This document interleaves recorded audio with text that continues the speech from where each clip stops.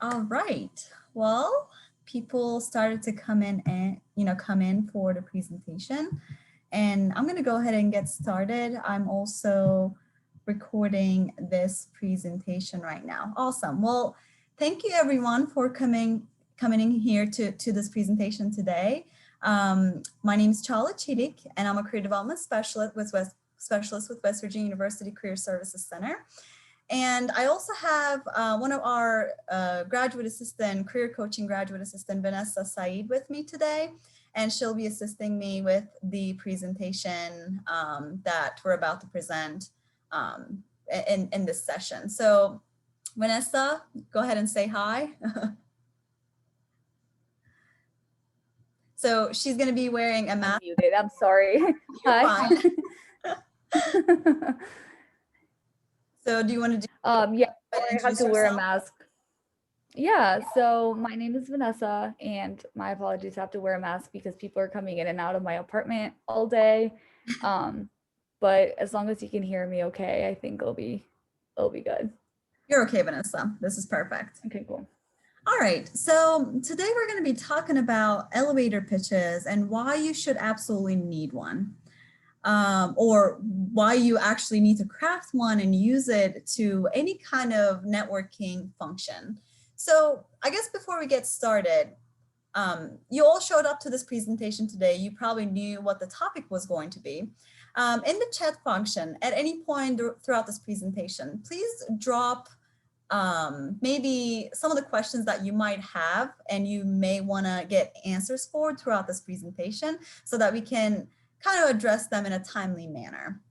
So like I mentioned, elevator pitches are absolutely necessary for any type of networking function. There are so many different settings you can use an elevator pitch for, but since the career fair season is coming up here at West Virginia University and we have a bunch of virtual career fairs within the next month or two, whenever I talk about elevator pitches in this presentation, it will be within the context of those career fairs. But please don't kind of make the mistake of thinking that career fairs are the only venues for this powerful tool. You can actually use your elevator pitch to any kind of networking event. When we open back up and if you start attending networking venues, it's a great opportunity for you to utilize this tool. Or the other thing would be whenever you have an interview with a company and they ask you, okay, tell us a little bit about yourself. That's a prime opportunity for you to utilize your elevator pitch. And the other thing would be when you are creating your LinkedIn profile in the summary piece, you can actually use elements from your elevator pitch to make that profile look really, really competitive. So with that said, let's kind of talk a little bit about the virtual career fair and how you can use your elevator pitch in this platform or in this venue. So in our virtual career fairs, you will have two different opportunities to network with employers. You can either do it through group sessions. You'll basically join other students to meet recruiters and get to know them a little bit better, learn about their organization, their company culture. But obviously, like the kind of name gives it away, you'll be with other students. The other venue for you to network with employers would be through one-on-one sessions. And these sessions can be scheduled on your Handshake profile. You'll actually log in, and if you go to the career fair that you want to attend, you'll be able to schedule sessions with the company of your choice. And this is a really powerful tool because it kind of gives you that exclusive time frame to connect with a potential employer. But one thing you need to know about the one-on-one sessions is that they're only 10 minutes long. So why is that? Well, during the career fair, most recruiters are really busy and they try to stick and adhere to a very strict schedule. And if they have back-to-back one-on-one sessions, you'll only get 10 minutes and chances are they won't be able to spare you the 11th or the 12th time. So the question becomes, how are you going to utilize this time frame? Are you going to ramble, go off tangents, or have a little chit chat and call it a day? Or are you going to kind of set it off by maybe an effective elevator pitch that highlights your qualifications, your skills, who you are as a professional, and kind of create a good environment to build the rest of the conversation upon? So I hope that you'll do the second, because you may be thinking at this point, you know, I'm a really smooth talker. Like I am good at spontaneous situations, networking with other people. So I won't need this. I'll just play it by the, you know, I'll play by ear. And some of you may be okay, really. But the problem is I did that and I kind of failed when I was a student. Years ago, when I attended one of the career fairs, I thought to myself, you know, I'm really good at talking to people. I have no problem networking, so I'll just go and figure it out. And I walked into the venue. We had it at the Mountaineer Commons back like a few years ago. And I walked in and I identified a company already like before the career fair that I wanted to talk to. And I saw multiple representatives at the booth. And I kind of eyed them all. I kind of, you know, looked at all of them and identified a younger person kind of closer to me in age, figured out, you know, it would be a less stressful situation to talk to this person, walked up to them, shook their hand, and I opened my mouth. Nothing came out. I literally drew a blank. And then finally kind of compose myself, regain my composure, and start talking about things, but it was all rambling. Like it didn't make sense. And then drew a blank again, kind of nothing came out. And the girl kind of looks at me and goes, "Oh," I swear to God, it was the most embarrassing moment in my life. And even though you're a good talker, that high pressure situation of trying to impress someone, trying to make a good first impression gets the best of us sometimes, right? And in order to eliminate that, I'm going to teach you this powerful tool of an elevator pitch, because when it comes to networking, it's going to be the #1 tool you're going to want to utilize. So what's the point of networking? Why do we need to network with people? Well, if you're in the job search process, you probably heard a version of this phrase, is it really who you know or what you know? And absolutely, it's maybe 90, 80% about who you know, right? So on paper, a lot of you will have similar qualifications with a college degree, with beautiful skills and experiences. And if I'm a hiring manager, maybe down to 3 or 4 really qualified candidates that look pretty identical on paper, how am I going to make a decision? Well, if one of those you know candidates have a really good, brilliant reference from someone, a trusted source that I kind of have a personal relationship with, I'll probably go with that person. Even though you had great qualifications,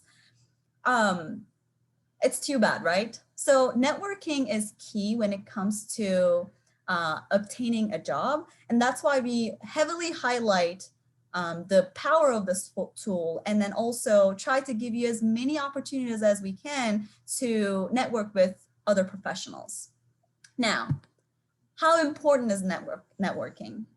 The truth is up to 80% of all today's jobs are landed through some kind of networking. In fact, here's another fun fact. 65% of all jobs all vacancies that need filled, they're not even advertised. They're literally filled through some kind of personal and professional networking. So as you can see, it's really powerful.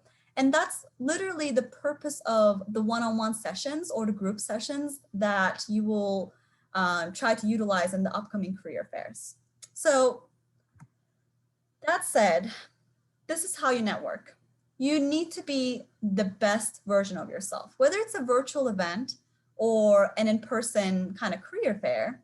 You need to present the best version of your professional identity. What do I mean by that? So the upcoming events are virtual, but it's not to say you should show up in your casual clothes. You still need to wear a full suit in most cases, be as professional as possible. Make sure you're dressed fully, top to bottom. Don't leave any pajama pants or anything like that. And make sure nothing in your background is kind of off-putting. Even today, we had a prep event session with students, and one of them had their bed in the background. It wasn't made. The closet was kind of showing, the doors were open. Try to have a neutral background, maybe with, you know, your back against the wall with minimal decorations, because you don't want the attention or the center of the attention to be things that are showing in the background rather than your qualifications. So the other thing that's really important is your eye contact, your demeanor, your kind of like the way you interact with this person. Even though it's going to be in a kind of virtual setting, make sure you always look at the camera and try to maintain eye contact.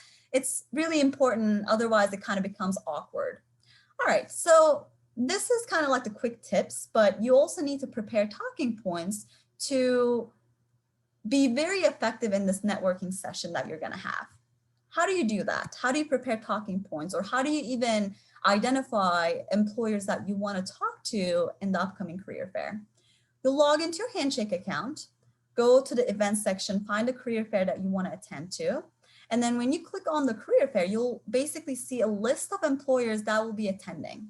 You need to figure that out first, because your elevator pitch really needs to be tailored towards that specific organization. Otherwise, it's not as effective. And then you'll research these employers. You'll basically understand, okay, I want to talk to Stanley Black & Decker. Oh, wow, they have 3 internships that they're hiring for summer of 2021. I really want to talk to this recruiter about position X. So let me jot down some questions. Let me do some research about the company culture, because the worst thing you can do at a career fair is walking up to a company and say, hey, what do you guys do? You should have already done that research beforehand, and you should have known the basics about this organization and what type of openings that they might have available. And then through that research, you'll be able to prepare a few talking points, and those talking points will be very, very essential for your elevator pitch. Now, we will finally talk about the mechanics of the elevator pitch.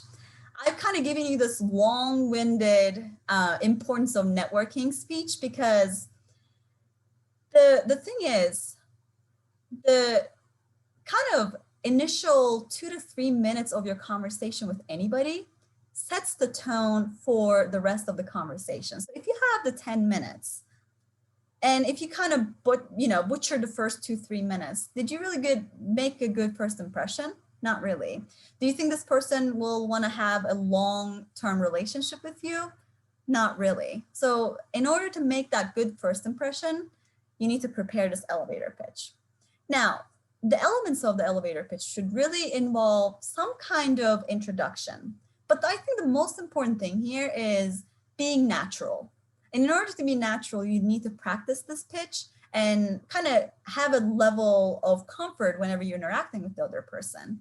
I've seen a lot of students in the past who overly rehearsed their elevator pitch and delivered it in an almost kind of mechanical, robotic manner that didn't have any personality, any touch to it.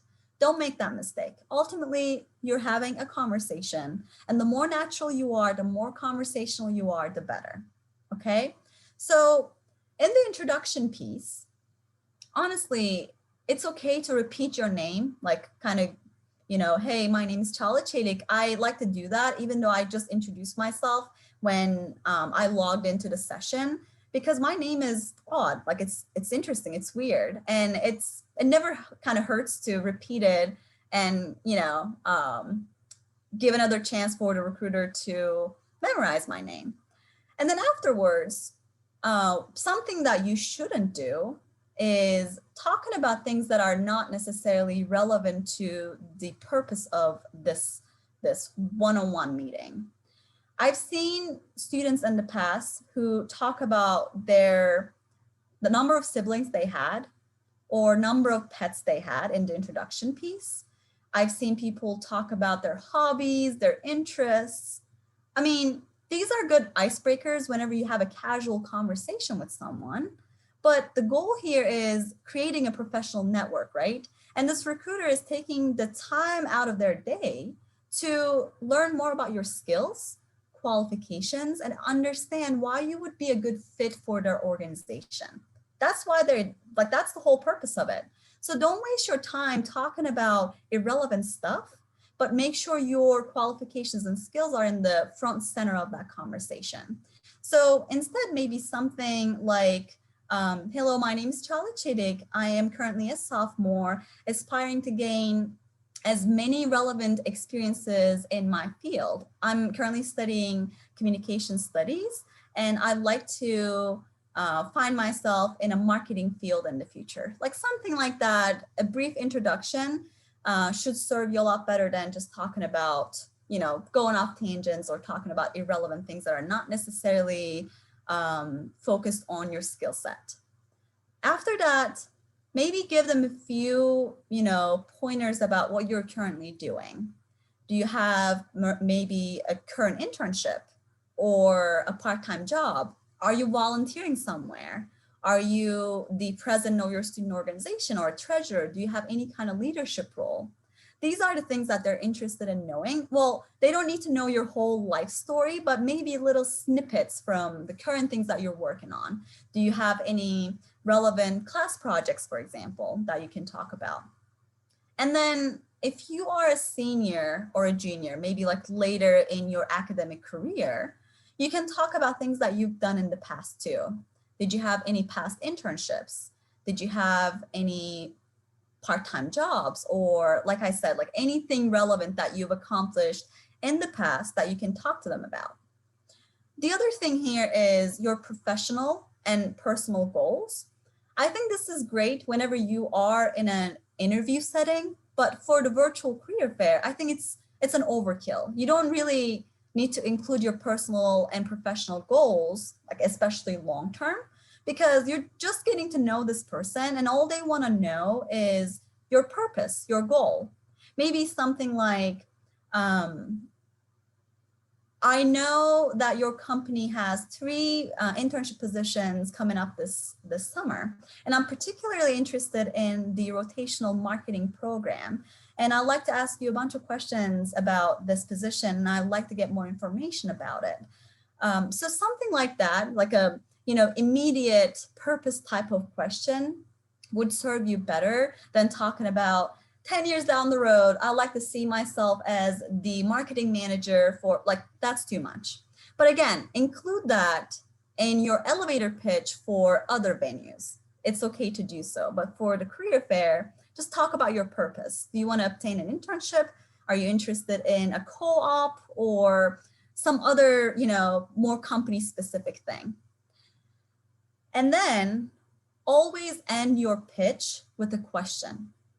Like I said, in the past, I've seen students kind of deliver this beautiful, well-rehearsed elevator pitch in a very robotic manner. And then once they're done, they kind of go, and there's an awkward silence, crickets, right? Don't do that. Ultimately, you're trying to have a conversation, not a monologue. And in order to have a conversation, you really need to end your elevator pitch with a question so that it gives the other person an opportunity to pick up where you've kind of left off and then build more upon that conversation. Now, a lot of things that I've talked about, I know they're kind of abstract. I know they may not, like, most of it probably makes sense, but if you are having any issues with the application piece, Vanessa and I today wanted to show you guys 2 examples of an elevator pitch. One very good, one not so good. So we'll do a little role play for you and try to demonstrate what an ideal version should look like. And then if you have any feedback, any questions, make sure to drop your comments in the chat function. All right, so Vanessa, I'm gonna pretend like you've just logged into the Handshake platform, and let's do our meet and greet, and then maybe you can deliver your elevator pitch afterwards, okay? Okay. All right. Hi, Vanessa. Thank you for joining me today. Hi, how are you? I'm good. I'm very good. Thank you. It's just a little snowy out here and the weather is not very nice, but I'm still trying to connect with you students and get to know you guys a little bit better. I know the weather has been horrible lately, but yeah, I'm glad to just be inside and not have to, leave my apartment. Okay, awesome. So tell me a little bit about yourself, Vanessa. Yeah, so my name is Vanessa. So I'm interested in the content specialist 2021 summer internship at Pepsico. Okay. I am a fourth year marketing major at West Virginia University. I'm interested in expanding beyond my academic background in the field of marketing consulting. Okay. So I've been an intern at W Media for the last 6 months, where I currently work as a as a part-time internal communication assistant. Okay. So I have developed communication, adaptability, as well as social media management skills through my current internship. Okay. And I'm looking forward to learning a lot about PepsiCo and the company in this position as well. So I believe you have access to my handshake and my resume is in there. Is that correct? Yeah, that's correct. I can see your profile, have access to your resume. Yes. Okay, perfect. So how would you like me to follow up with you? Would you rather me call you or send you an email? You know what? Actually, I'm going to drop my email address in the chat function. It would be much better if you can send me an email to follow up after our conversation. I can try to answer some of your questions about the position now, and then later on we can maybe connect using LinkedIn or my email account. Okay, perfect. So I do actually have two questions. The first one is, what is the culture at PepsiCo? Awesome. So let's hypothetically, assume I answered that question. And we're having a conversation, we're having a good time. So as you can see in this demonstration, be natural. Just because you have a rehearsed version of your elevator pitch, don't just blindly follow every single step that you had in your mind that you wanted to deliver. Because the person, like there was some overtalk between me and Vanessa, but let's say like I, in the middle, asked her some questions and she kind of follow up, like she asked me some questions, I kind of answered. So it was a natural conversation, and that's what you really should be aiming for. Now, I do have a bunch of questions in the chat. Let me go back to it. Okay. So my colleagues were warning us about there being an echo on Vanessa's part.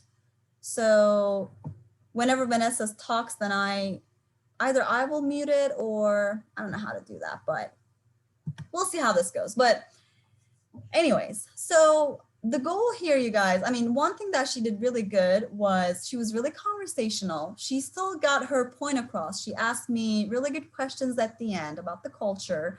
And don't kind of limit yourself with the different type of questions you can ask. You can always ask things like very specific to the position that you're interested in. You can ask things like, I really want to get at least an interview for this position. And as the recruiter for this company, what are some of the steps would you recommend that I take? Or what would make my resume even more competitive in the application process? You can ask things like Vanessa asked, company culture. Maybe if you are kind of struggling to maintain a conversation, you can even ask things in terms of, what do you like about PepsiCo? What do you like about your company? And people love that question, and they like to kind of give you their insights about the organization and what they like about it. So this was a good example. Now, it doesn't have to be perfect. It's just really important that you keep it natural and conversational. All right, if you have any questions, drop it in the chat box. All right, Vanessa, let's kind of do the bad one. And I kind of want to add this before we go ahead and role play the second version. This is based on our observations in the past whenever we try to have a student appointment and then kind of have them practice their elevator pitch. So we kind of compiled the bad habits that most students have, and hopefully we will be able to kind of give you pointers about not to do them. All right. Oops. All right, Vanessa. Well, hey, thank you for joining me today, Vanessa. Hi, I'm Vanessa. I'm from Charleston, Virginia. Oh, I think it's echoing again. So Okay, I'll mute mine. okay. So hi, I'm Vanessa. I'm from Charleston, West Virginia. I'm currently in school and I would like to find a finance internship. I volunteered a couple of times, I think last year, maybe this year, I can't really remember, but it was sometime this year. And I'm just looking for some experience. I played softball for a couple of years, so I guess that gave me some team management and some teamwork experience. Um, I've also taken a couple of business and financing classes that I think have helped me learn a lot about the field. So yeah, thank you. So due to technical difficulties, we weren't able to do this role play justice because I would have asked her some questions or kind of be natural, and then she wouldn't listen. She would just kind of stick to her rehearsed version. Please don't do that. And the other thing that I think she did demonstrate really well in the bad example is that there's a lot of pauses. The answer is kind of all over the place, right? And she's talking about her hobbies and I like that she tried to add a teamwork spin to the softball, but at the same time, that shouldn't be her only, example. She should really try to tap back into her experiences, maybe through group project, like classroom projects, like other things. That shouldn't be the only thing there. But it didn't end with a conversation. So now I, as the recruiter, I'm experienced. I'll probably try to spin around and then kind of, ask her more follow-up questions, but it shouldn't be my job as a recruiter. It should really be on you guys to make the most of that 10-minute session. So remember that, don't make these mistakes. But I think I want to ask you, Vanessa, what do you think about the first version versus the second version? And as a student, as a graduate assistant, what would you recommend to the audience now about good and bad practice? I definitely think the first one is well structured and it gives the information, required just in general for the interviewer to know a little bit about yourself and kind of remember you. I think it's important for students to understand that this is kind of your first impression even before your resume. So it's worth taking the time to practice and, say it in front of your friends, practice at career services, anywhere. That will definitely help. I think the second one, there was not even slight eye contact with the camera or the computer. I try to wander my eyes around because a lot of students do that and it appears as if they're uninterested. So I think that's kind of my take on it. Well, thank you. And I did have a question in the chat box. Rob's asking, what should I talk about if I don't have any work experience or haven't gotten involved in clubs yet? So think about all the transferable skills that you may want to communicate with the recruiter.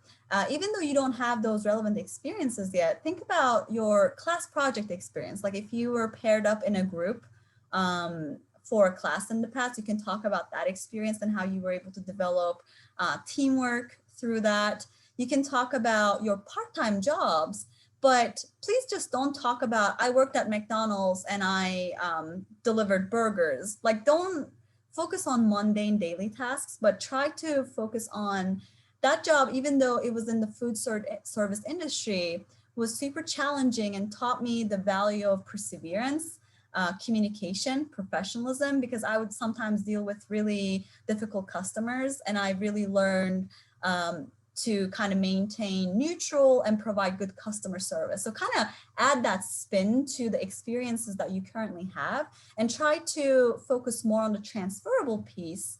Again, meaning time management, it could be conflict resolution, customer service, because no matter what field you go into, those experiences will be valued by the companies. So does that kind of answer your question, Rob? All right.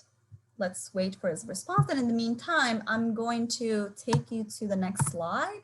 These are our upcoming career fairs. So we have the Ag and Natural Sciences on the February 24th, STEM 24th, 23rd, the agriculture and natural sciences. The 24th is the STEM. 25th is our general career and internship fair. And April 7th is the professional education fair. So mark these on your calendars. And if you all kind of fall into any of these career fairs, make sure you log into your Handshake, go to the kind of respective virtual career fair that you want to attend, and make sure you see the list of employers and identify the people that you want to talk to now and sign up for their one-on-one sessions. Otherwise, you may not be able to find a time to kind of have that opportunity, that one-on-one session with an employer. And the other thing, actually, it's at the beginning of my slide. If you need further help, if you want to schedule a one-on-one session with me or another career development specialist, you can either do that by logging into your Handshake account and clicking on the appointments function.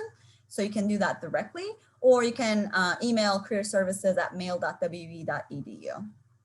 So this is elevator pitch in a nutshell. It's all about networking, like I mentioned, and these networks will really help you in the long run. And I think my closing remarks would be, I guarantee you not one student, not one WV students will get a job offer in the one-on-one sessions that are coming up, because that's not the purpose. The purpose is really networking. And in order to network, you need to have a good first impression. You need to set the tone from like literally second one, because it takes only about 30 seconds for people to form like a first impression of you.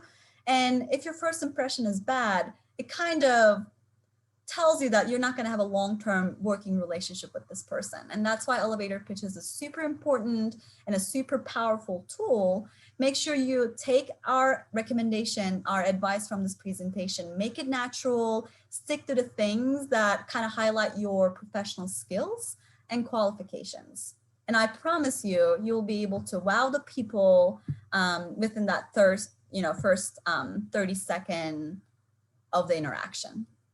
So that's what I have for you. I don't know, Vanessa, if you want to say anything in the closing remarks. If not, I'll open it up to questions in the chat function. And if we're good, we're going to finalize the presentation soon.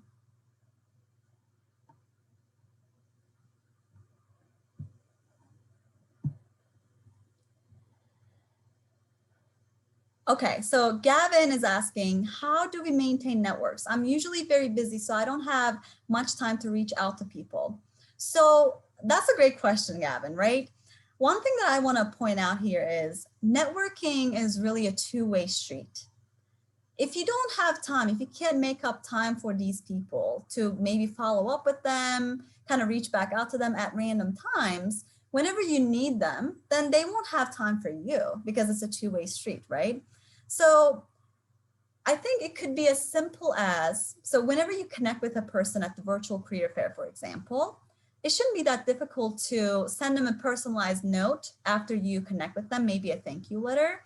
And we have like holidays year round, sending them a Merry Christmas message on LinkedIn or in their email. Like, for example, when the pandemic first started back in March, or like in April, May, it wouldn't really take much time to reach back out to them and be like, hey, things are really crazy right now. I hope you and your family are okay. Stay safe and healthy, something like that, like a little message to show that, hey, I really value our network, our professional relationship, and I'm here, so that they're not weirded out by the fact that you only reach out to them whenever you need something, but rather you maintain a conversation throughout that working professional relationship. So I understand that you're very busy. None of us have that much time. So it doesn't have to be as groundbreaking as talking to this person once a week, 2 hours, or, have Zoom sessions or whatever. Like, you don't have to do that. It could be as little as sending a personalized message and keeping that relationship live and kind of going. I hope this answers your question. Let me know if you have any follow-up questions about that. Any other questions?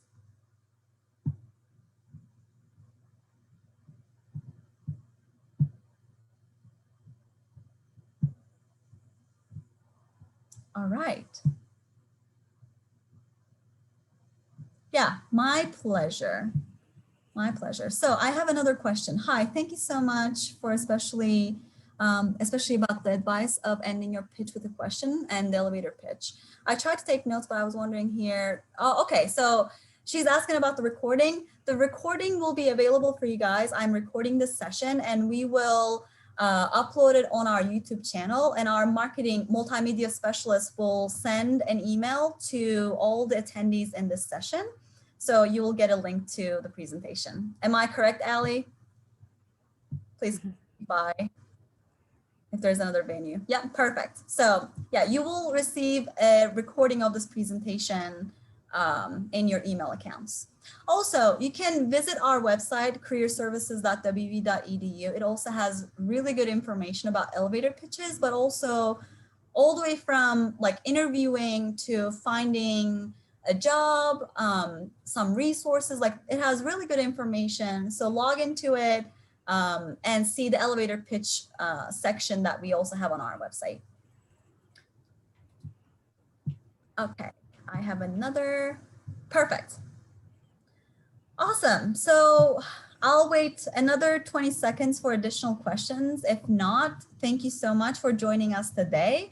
You can always reach out to us again for an individual appointment by either logging into your Handshake account or emailing careerservices@mail.wv.edu account.